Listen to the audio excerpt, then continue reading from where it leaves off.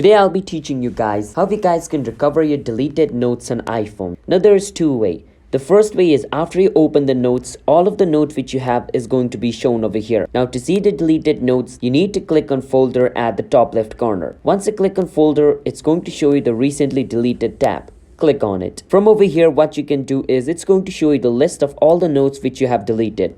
You can just click on one of them, or you can just hold on them and click on where it says move and click on where it says notes, and it'll be moved back to your notes. So if I go inside notes, the note which I deleted is going to be back over here. That is one way to recover your note. The other way is, let's say you went to this recently deleted tab and you still don't find a note here. The other thing you can do is go to your browser, doesn't matter, any browser, and on the browser you want to go to iCloud.com.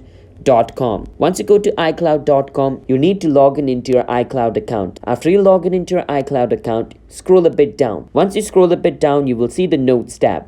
You can click on the notes and it's going to show you all the notes which you have over here. And if you see one of the notes which you have, you can just download the note. That is how you guys can recover your deleted notes on iPhone. So if you guys found our video helpful, hit the subscribe to our channel one step. I'll see you guys next time.